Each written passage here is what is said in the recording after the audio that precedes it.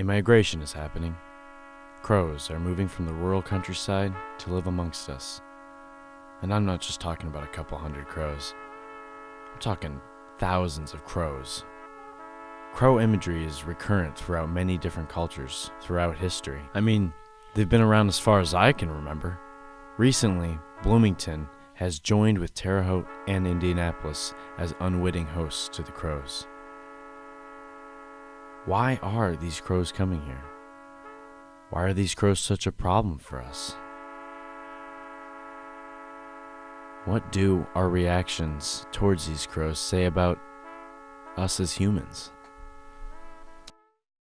Well, my position as it relates to the crows is we own a lot of properties downtown Bloomington. Should I do something about that? Oh, it's probably okay. Okay. Yeah, it's fine. Sorry about We can get Okay. It makes it real. Okay. This is a documentary. This isn't fiction. You know? Okay, good. We're in your office. All right, now. things are happening in life. Life Yeah. goes on. Yeah. So we own a lot of property on the square. And this building and some other properties just off the square downtown Bloomington. And several years ago, we started noticing that the crows were roosting in the downtown area on or near our properties. And it got worse year by year. Mm-hmm. And a year ago, so December 2014 was the worst it ever had been in downtown Bloomington with crow population. Had literally thousands and thousands of crows roosting in the trees downtown on the courthouse square and other buildings around the square.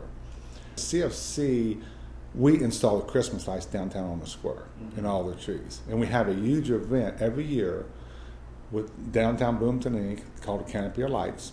Thousands of people come downtown to celebrate the holiday season, Christmas, and the Canopy of Lights.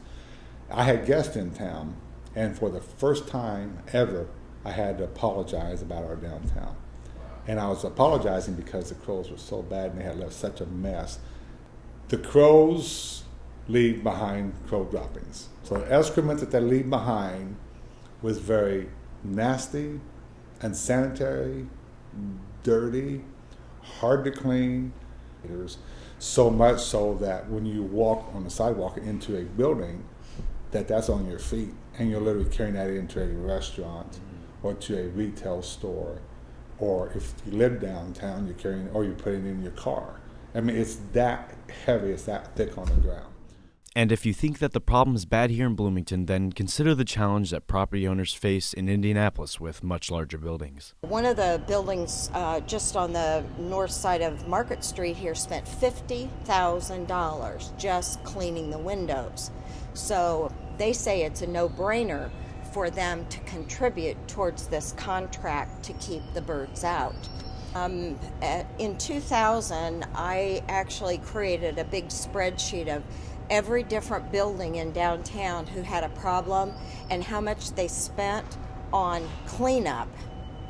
And it was like $1.2 million, and this was back in 2000. When talking about pest birds in Indianapolis, it's impossible to avoid the subject of starlings. The starlings were first. We had as many as 500,000 starlings in downtown.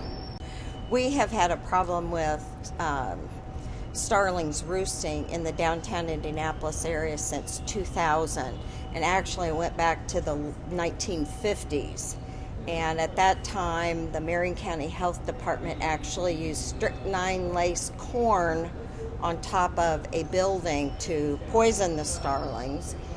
Then there were some JCs who came down on a Sunday afternoon to shoot the starlings out of University Park, and a bullet actually ricocheted somehow and hit a visitor in the face, and so that had to stop. So there have been several different attempts over the last 50 or 60 years to try to get the starlings out of downtown. Obviously, we're sick of these crows. But are these crows really making us sick? I turned to someone on the IU campus who specializes in these kind of health issues. More of a nuisance, I believe, than anything. Honestly, my areas of real interest are, in how the environment and public health really impact human health. And I would say that they're not health issues with birds or crows in particular tend to get really over exaggerated. So I wouldn't say that they're necessarily a huge health concern. Now, you could have some issues over years. They roost in the same spots. Over time, you get the accumulation of droppings. I think that's kind of the big deal with a lot of people. Just the droppings are gross. They don't want to touch them. They don't want to see them. They don't want to get crapped on themselves. But it really would take a lot of droppings over a long period of time, especially building up in soils, those kind of things, before microorganisms or the fungi that might be in those droppings to be aerosolized or become a risk. It's really pretty minimal.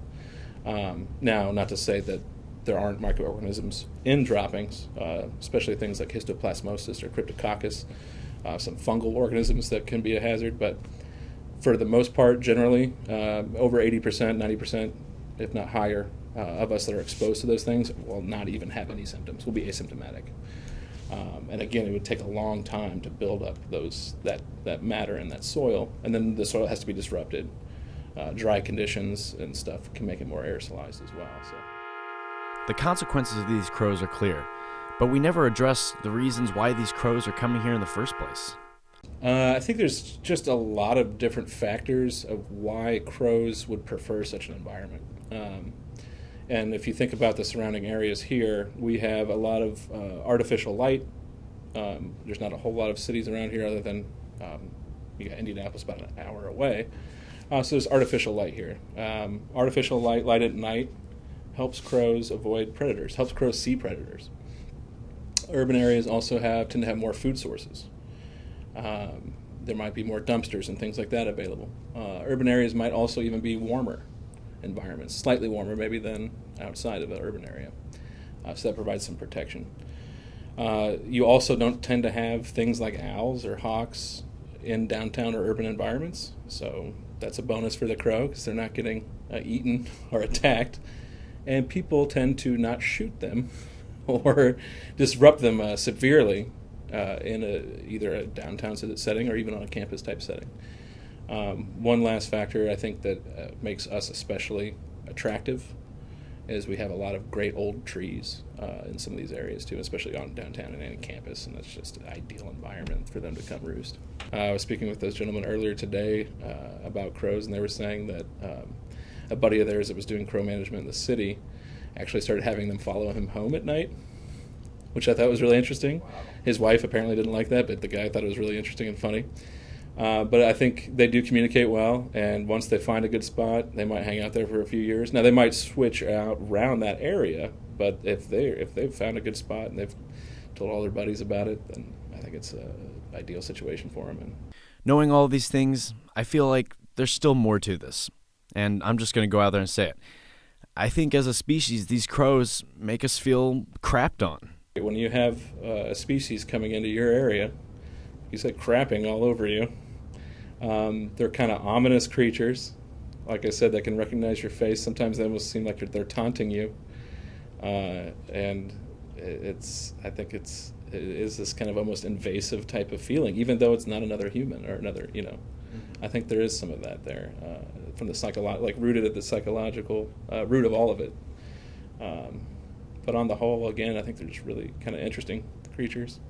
I mean, they even use tools and things like that. Not many species do that. So I think we'll have to find a way to coexist. Yeah. For Jim Murphy, it's pretty simple. It's a struggle between two species that prefer the same area. I don't look at it as an invasion. I just look at it trying to coexist. Mm-hmm. I mean, we exist here in this community. They're looking for warmth and light and protection, as we are, and I think that's what they're trying to do. The only problem is they're leaving a lot of waste behind. That's causing difficulties and challenging for us humans here in this environment. So we still want to coexist with the crows, but we just want to coexist with them during the day and have them to leave or not come at night. And again, we're not trying to harm any crows in any way. So I think it's interesting that it's just this phenomenon that's happened this last few years. What we don't know, how long this is going to last. I don't know if it would naturally go away on its own in the next year or two, or if this is going to be a 20-year program. Yeah. I mean, are you prepared to do it for 20 years? Yes, if that's what we have to do. And you think It was that bad. Yeah. It was that bad.